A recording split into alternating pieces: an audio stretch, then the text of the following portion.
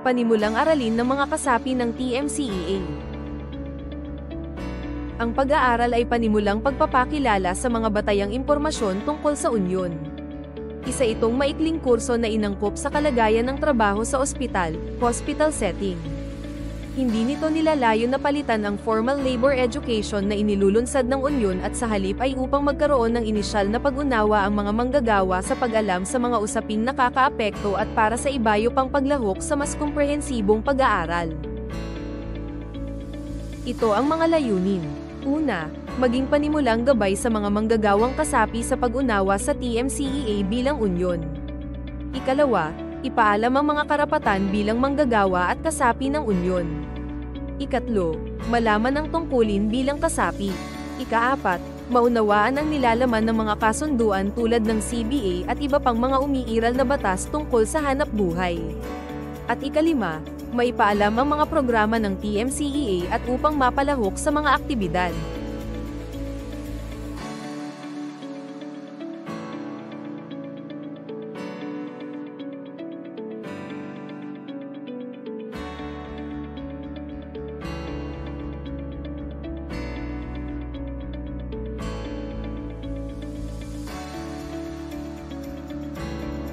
Para sa balangkas ng pag-aaral, una ay ano ang union. Sunod ay ang TMCEA. Susundan naman ito ng CBA. At ang mga karapatan at tungkulin bilang kasapi ng TMCEA. Ayon sa Labor Code, ang unyon ay itinatag para sa kolektibong pakikipagtawaran o di kaya'y sa pakikitungo sa employer sa mga usapin kaugnay sa terms and conditions ng empleyo. Malaya ang bawat empleyado, siya may naka-empleyo sa komersyal, industrial, at empresang agrikultural maging sa mga relihiyoso, charitable, medical o pang-edukasyong mga institusyon, para kumita man o hindi ay may karapatan sumapi sa o magbuo ng unyon ayon sa kanyang pagnanais. Ang karapatang ito ay hindi kailanman maaring kitilin o ipagkait sa mga manggagawa. Gayon din, malaya at walang makapipilit sa manggagawa na sumapi sa unyon sapagkat kaakibat ng karapatang sumapi ay ang karapatang hindi sumapi. Sa isang banda, ang mga managerial employees ay hindi maaring magbuo o sumapi o tumulong sa anumang labor organization. Ito ay dahil ang tuwirang interes nilang pinagsisilbihan ay ang interes ng kanilang employer. Ang mga supervisory employees, bagamat may karapatang magbuo, sumapi o tumulong sa sarili nilang labor organizations, ay hindi maaring sumapi sa unyon ng rank and file. Para sa ikalawang parte ng pag-aaral na ito ang TMCEA bilang unyon. Una, ang The Medical City Employees Association, ang sole and exclusive bargaining agent ng lahat ng mga regular rank and file employees ng TMC.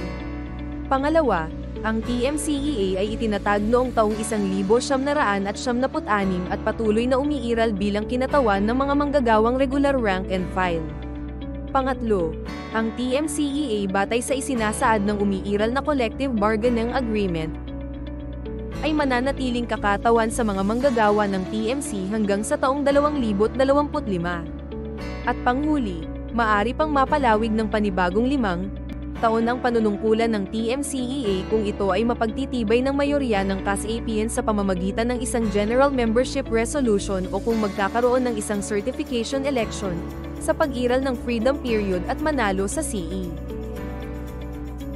Ito ang istrukturang pang-organisasyon ng TMCEA sa ilalim ng Article 12 Amended Constitution and Bylaws. Ang pinakamataas na organo ng pamumuno ng TMCEA ay ang General Membership Assembly.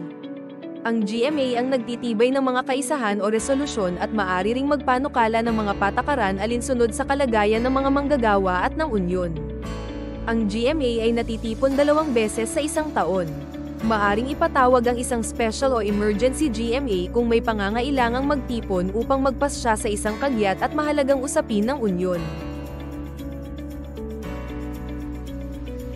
Ang Executive Board ay binubuo ng President, Vice President, Secretary, Treasurer, Auditor, Internal Pro, External Pro at 8 Board of Directors. Ang Executive Board ay inihalal sa pamamagitan ng secret ballot sa regular election na ginaganap tuwing 5 taon. Ang Executive Board ay manunungkulan sa loob ng 5 taon. Pangunahing responsable sa pamamahala ng Unyon alinsunod sa mga pinagtibay ng CAS-APN, GMA, at sa sinasad ng CBL. Ang standing committees ang magsisilbing daluyan sa mga pinagtibay na kaisahan ng Unyon mula sa CAS-APN, at pagpapatupad ng Executive Board pababa muli sa CAS-APN ng Unyon. Ang standing committees ay nasa pamamahala ng mga kasapi ng Board of Directors at itinalagang kasapi ng Executive Board. Ang bawat standing committee ay binubuo ng chairperson at mga kagawad. Ang mga standing committee ang nagsisilbing training ground para sa pamumuno at pamamahala ng Unyon. Sa mga committee rin maaring sumulpot ang mga bagong leader ng Unyon. Ang standing committees at mga plano ay binubuo ng mga sumusunod: Programs and Services, updating and upgrading of system operations for effective services. Membership profiling system. Grievance, installation of grievance procedure mechanism for effective coordination. Sports and recreation, continuous coordination with TMC on sports and recreational programs.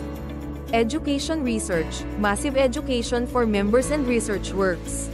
Ethics, publication of TMCEA ethical standards. Public affairs and campaigns, active participation in all campaigns and encourage members' participation. Women and gender, conduct women and gender orientations and formation of groups. Finance, conduct income generating projects, IGP, the finance union projects. Ang mga shop stewards ay itinatalaga ng Pangulo ng Unyon o ng Executive Board. Katungkulan nila ang maging kinatawan ng TMCEA sa pangangalaga ng interes ng mga kasapi sa mga units at mga departments kung saan sila itinalaga. Ang pagtitiyak na ang karapatan ng mga kasapi batay sa isinasaad ng CBA, mga kasunduan, resolusyon at mga batas paggawa ay tungkulin ng bawat shop stewards na naipatutupad. Maari ring gumampan ng tungkulin ng mga shop stewards sa mga standing committees. Ang CBA ay isang kasunduan sa pagitan ng Unyon at ng management ng kumpanya. Nagsasaad ito ng mga probisyon tungkol sa pamamahala ng relasyon sa pagitan ng manggagawa at ng kapitalista. Ang CBA ay may bisa sa loob ng 5 taon at ang mga nilalaman nito ay mananatili hanggat walang bagong kasunduan ang napagtitibay. Ang Unyon ay maaring magsumite ng mga bagong probisyon o bilang amienda sa CBA. Maaring magbukas ng negosasyon para sa nabanggit kung may pagsang-ayon ng management. Bago ang pagtatapos ng 5 taong kontrata ay maaring hilingin ng Unyon ang pagkakaroon ng negosasyon para sa bagong CBA. Ang negosasyon sa CBA sa loob ng 5 taong bisa ay maaring buksan matapos ang 3 taon o sa tinatawag na renegotiation para sa natitirang 2 taon ng umiiral na CBA.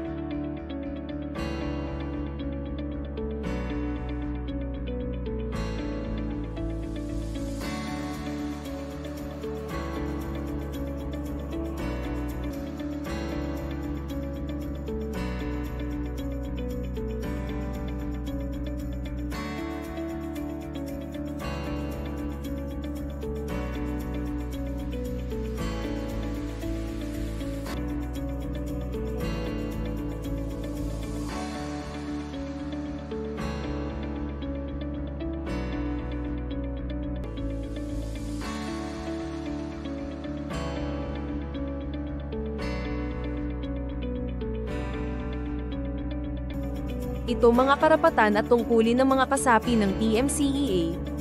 Karapatan ng bawat kasapi ng TMCEA ang magtamasa ng lahat ng mga benepisyong nakamit sa CBA at iba pang mga benepisyo alinsunod sa batas. Mabigyan ng serbisyo mula sa Unyon tulad ng proteksyon sa trabaho sa panahong may nakita o naranasang paglabag ang sinumang kasapi. Magtamasa ng mga serbisyo mula sa mga programang pinagtibay ng TMCEA. Karapatang maghayag ng puna sa mga patakarang ipinatutupad ng Unyon sa pamamagitan ng Internal Grievance Mechanism alinsunod sa Art. 16 and 17 ng CBL. Magpaabot o maghapag ng mga panukala sa pamunuan ng unyon.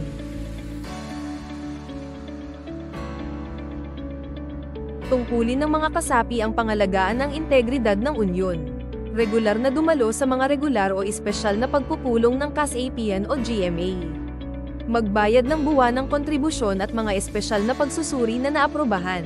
Lumahok sa mga aktibidad ng unyon alinsunod sa mga kaisahan o resolusyong pinagtibay ng mayorya ng CAS-APN. Igalang ang kapwa kasapi ng unyon. Igalang ang mga opisyales ng unyon at mga kinatawan nito. At panghuli, umiwas sa pagkakalat ng mga maling impormasyon o paninira laban sa unyon at mga opisyales at kinatawan nito.